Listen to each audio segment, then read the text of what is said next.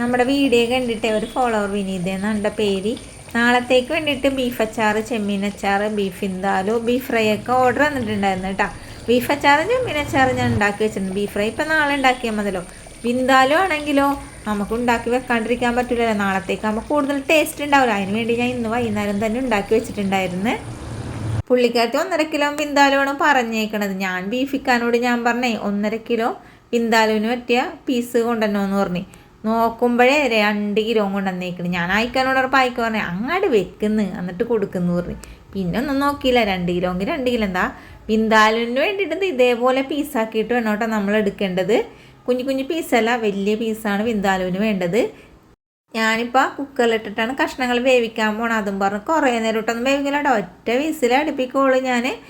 അപ്പോൾ അതേ ഒട്ടും വെള്ളമില്ലാതെ ബീഫ് കഷ്ണങ്ങളൊക്കെ കുക്കറിലേക്ക് ഇട്ട് കൊടുത്തിട്ടുണ്ട്. ഇതിലേക്ക് 1 ടേബിൾ സ്പൂൺ മുളക് പൊടിയും ഇച്ചിരിക്കോളം മഞ്ഞൾപ്പൊടിയും പിന്നെ 1 തവി വിനാഗിരിയും കുറച്ച് വെളിച്ചെണ്ണ ഒഴിച്ച് കൊടുത്തതിന് ശേഷം നന്നായിട്ടൊന്ന് യോജിപ്പിച്ച് കൊടുക്കണുണ്ട്.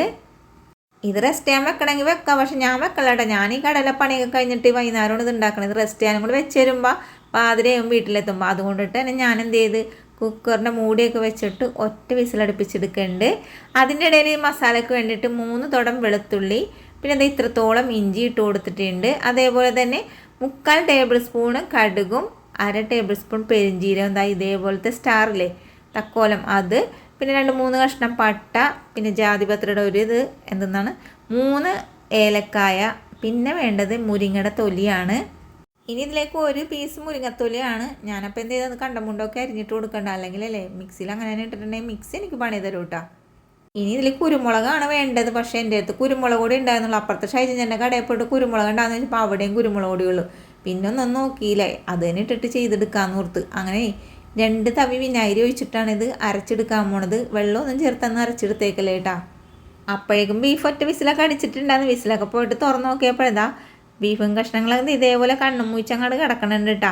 ഇത് ഇതേപോലെ തന്നെയാണ് വേണ്ടത്. കാരണം എന്ന് വെച്ചാൽ കൂടുതൽ വിസിലടിപ്പിച്ചാൽ നമ്മുടെ ബീഫ് അലന്ന് പോവും. ബീഫ് എന്തായാലും കടിച്ചു പറിച്ച് തിന്നേണ്ടതാണല്ലോ. അപ്പോൾ അതുകൊണ്ടിട്ട് തന്നെ ഇനി വിനാഗിരി കിടന്ന് അത് സോഫ്റ്റായിട്ട് നമുക്ക് കഴിക്കാൻ പറ്റും. ഇത് അപ്പം തന്നെ കഴിച്ച് തീർക്കേണ്ട സാധനമുള്ളല്ലോ. ഓരോ പീസും ഇച്ചിരി ഗ്രേവി എടുത്ത് ഇച്ചിരി ചോറ് കൊടുത്ത് അങ്ങനെ കഴിക്കേണ്ട സാധനമാണ്. അപ്പോൾ അതുകൊണ്ടിട്ട് ഇത്രത്തോളം വെന്താൽ മതി കേട്ടോ. പിന്നെ ഞാൻ വെളിച്ചെണ്ണ ഒഴിച്ച് ചട്ടിയിലേക്ക് നമ്മുടെ അരച്ച് വെച്ചേക്കണ സാമഗ്രികളൊക്കെ ഇല്ലേ അതങ്ങോട്ട് ഇട്ട് കൊടുത്ത് നന്നായിട്ട് മൂപ്പിച്ചതിന് ശേഷം ഇതിലേക്ക് 3-4 പച്ചമുളകും കൂടി അരിഞ്ഞിട്ട് കൊടുത്തിട്ടുണ്ട്. ഇനി പച്ചമുളകൊക്കെ ഒന്ന് മുരിഞ്ഞു വന്നോട്ടാ. എന്നിട്ടാണ് ഇതിലേക്ക് പൊടികൾ ചേർക്കാനായിട്ട്. നമ്മളിതിൽ കുരുമുളക് പൊടിയൊക്കെ ഇട്ടുകൊണ്ടിട്ടില്ലേ, അതേപ്പുറത്ത് എരിവള മുളക് പൊടി ഇടണ്ട. കാശ്മീരി മുളക് പൊടി കളറിന് വേണ്ടിയിട്ട് ഒരു 3 ടേബിൾ സ്പൂൺ ഇട്ട് കൊടുത്ത് 1.5 ടേബിൾ സ്പൂൺ എരിവള മുളക് പൊടിയും ചേർത്ത് കൊടുത്തിട്ടുണ്ട്. പൊടികളിട്ടതിന് ശേഷം നന്നായിട്ട് അങ്ങോട്ട് മൂപ്പിച്ചെടുത്ത്. എൻ്റെ പൊന്നോ, ഇതങ്ങോട്ട് മൂത്ത് വരുമ്പോഴുള്ള മണമല്ലേ പറയാൻ പറ്റില്ല കേട്ടോ. അപ്പോൾ കഴിക്കുമ്പോഴത്തെ അവസ്ഥ ഒന്ന് ആലോചിച്ച് നോക്കി. അപ്പോൾ അതേ നമ്മൾ ബീഫ് അങ്ങോട്ട് ഇട്ട് കൊടുത്തിട്ടുണ്ട്. ഇതെന്താ ഗോദാവരി വെള്ളമോ എന്ന് ആലോചിക്കേണ്ടാവും അല്ലേ.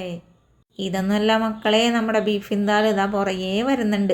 അപ്പം ഞാൻ അതിൻ്റെ ഇടയിൽ ഇച്ചിരി ഉപ്പൊക്കെ നോക്കിയപ്പോഴേ ഉപ്പ് ഇച്ചിരി കുറവ് പിന്നെ പുളിയും കുറവുണ്ട്. അങ്ങനെ ഞാൻ എന്ത് ചെയ്യുന്ന അറിയുമോ, 1 തവി വിനാഗിരിയും കൂടി ഒഴിച്ച് കൊടുത്ത് ഇച്ചിരി കോളം ഉപ്പും കൂടി അങ്ങനെ ഇട്ട് കൊടുത്തിട്ടാ. എന്നിട്ട് ഇതിനെ അങ്ങോട്ട് ലോ ഫ്ലെയിമിലിട്ട് മൂടി വെച്ച് കൊടുത്ത് കുറച്ച് സമയം കഴിഞ്ഞത് തുറന്ന് നോക്കിയപ്പോഴേതാ നമ്മുടെ ബീഫ് എന്തായാലും ഇവിടെ റെഡി ആയിട്ടുണ്ട്. ഇതിന് മുമ്പും ഞാനൊരു ബീഫ് എന്തായാലിൻ്റെ വീഡിയോ ഇട്ടിട്ടുണ്ടായിരുന്നു. അപ്പോൾ അതും കുക്കറിൽ തന്നെയാണ് ചെയ്തേക്കണം. കാരണം എന്ന് വെച്ചാൽ നമുക്ക് ഈ ഗ്യാസ് അടുപ്പിൽ വെച്ചിട്ട് ചട്ടിയിൽ വെച്ച് വേവിച്ചെടുക്കാനായിട്ട് എന്തോ ഒന്നും മുതലിക്കൂല കേട്ടോ. അതുകൊണ്ടിട്ടാണ് ഇങ്ങനെ ചെയ്യണത്. ചില ആൾക്കാരൊക്കെ വിറകടുപ്പിൽ വെച്ച് ചട്ടിയിലൊക്കെ വെച്ച് വെക്കും. അതൊക്കെ ഇതിനെക്കാട്ടേയും ടേസ്റ്റ് ഉണ്ടാകും. ഇത് ടേസ്റ്റ് ഇല്ല എന്ന് പറയണില്ല കേട്ടോ. ഇത് നമുക്ക് റാണി ചേച്ചി പറഞ്ഞു തന്ന റെസിപ്പിയാണ്.